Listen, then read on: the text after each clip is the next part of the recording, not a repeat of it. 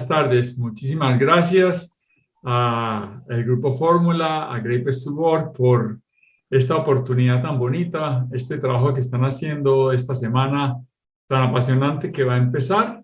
Yo me siento muy honrado de, digamos, abrir esta sesión con una presentación que me gustaría mucho que le pongan atención y que después la difundan, porque tiene malas y buenas noticias. Afortunadamente las buenas noticias son más que las malas, pero vamos a ir en el orden en que han ido ocurriendo las cosas.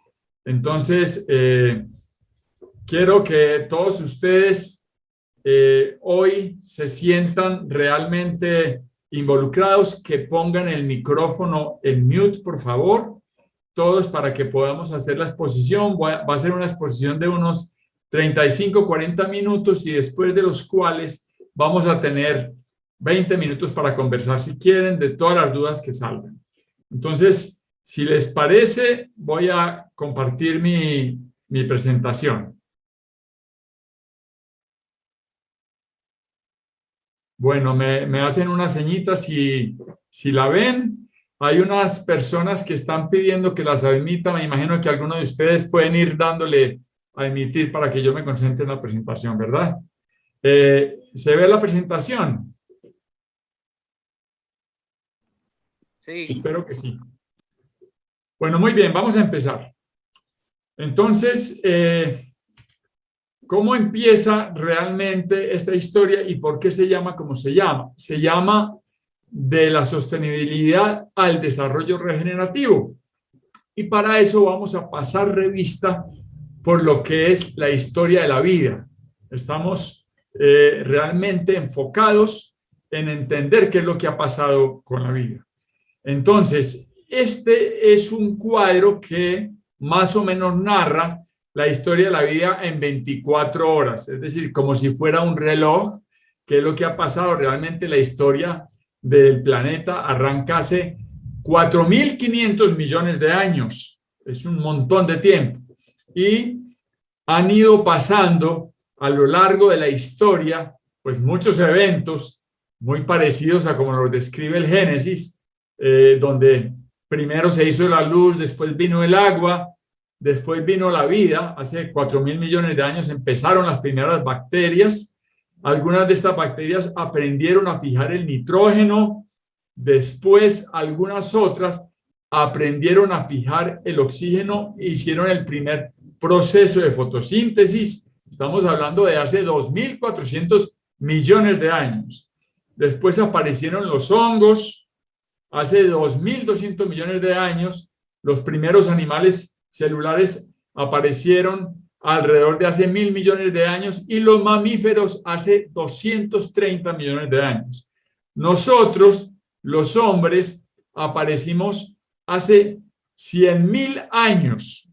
Eso más o menos es como 2 segundos en un día. Y para que ustedes tengan una idea, los últimos 100 años se parecen a 2 milésimas de segundo en un día, para que vean que llevamos ya en esta tierra muchísimos años. ¿Qué ha pasado también en la tierra? Algunos de ustedes han escuchado que hay varias condiciones que ayudan a que la vida se dé en este planeta, que es realmente donde habitamos, es nuestra madre, y la curva de oxígeno ha oscilado por muy distintos momentos de toda esta historia tan larga.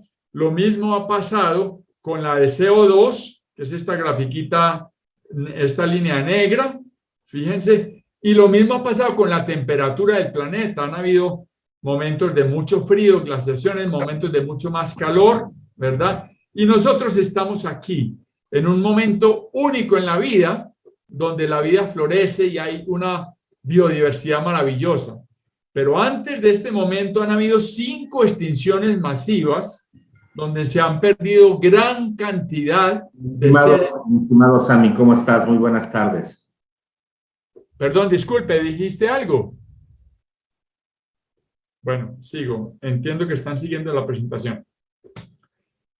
Bueno, esta historia se narra en el Génesis, muy bonita, y yo tomé de aquí este capítulo o esta frasecita que me parece muy importante, porque es cuando Dios le dice al hombre que lo pone en el paraíso terrenal, que se llamaba el huerto del Edén, para que lo labrara y lo guardase.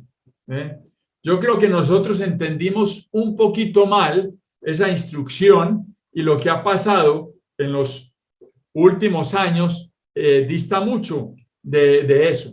Vamos a hacer foco únicamente en los últimos 200 años de la historia humana, donde empezó la era industrial. La era industrial empieza cuando el hombre aprende a manejar fuentes de energía más allá de sus músculos. Empieza con el vapor y después encuentra la electricidad, y después de la electricidad encuentra el petróleo. Es decir, que por esta época de 1900 para acá, la cosa se dispara enormemente. Hay una industrialización impresionante, maravillosa. Eso trae un éxito y un progreso inmenso a nuestra especie, al Homo sapiens. Y bueno, estamos en los años 70, empieza la tercera revolución industrial, ya entrando con la electrónica y la informática, y estamos ya entrando en la cuarta revolución industrial, donde fuera de eso ya hay sistemas físicos cibernéticos.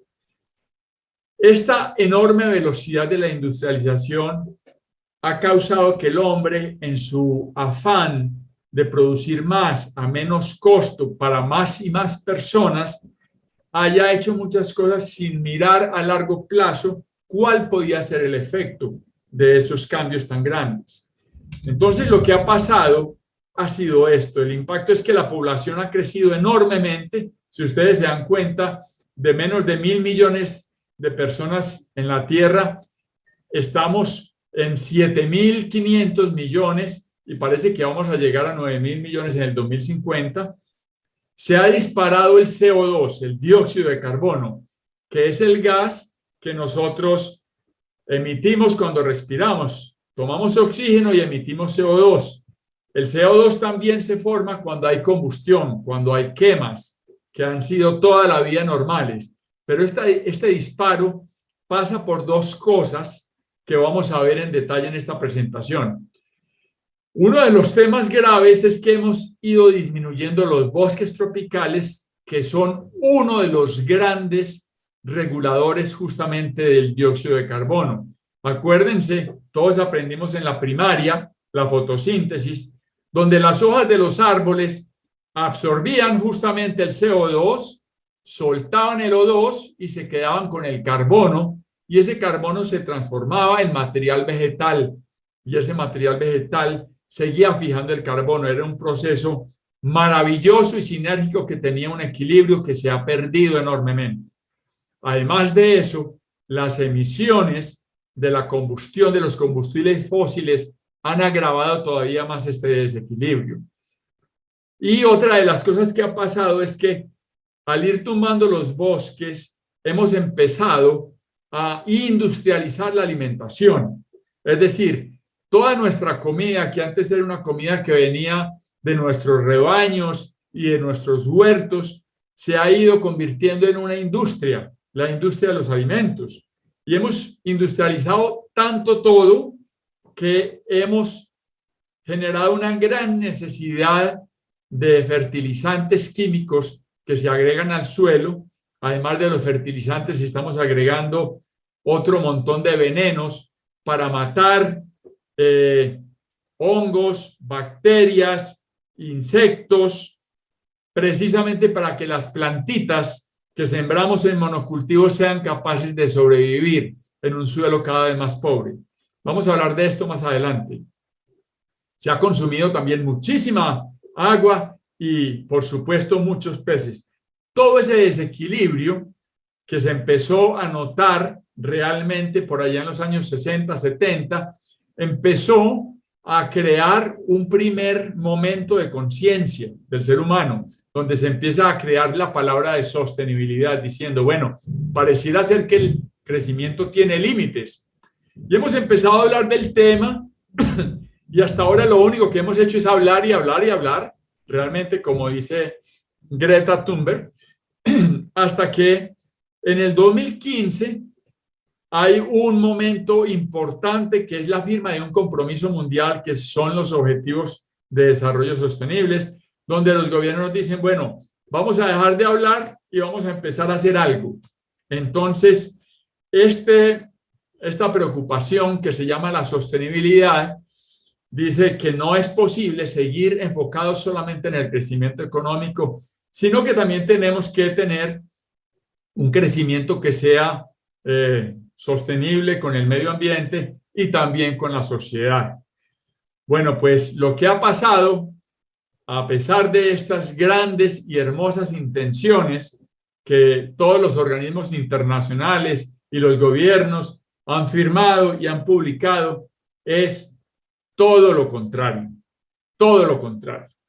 Ustedes están viendo, y este año ha sido una cosa impresionante, ver los enormes incendios que hay en grandes partes del mundo, a la vez que enormes inundaciones y a la vez que enormes olas de frío. Ustedes han visto que se están muriendo de frío, congelados en Brasil, los pájaros, mientras se están muriendo de calor, cocinados prácticamente muchos animales en el mar, en Canadá y en Alaska, desequilibrios enormes. ¿Qué es lo que está pasando?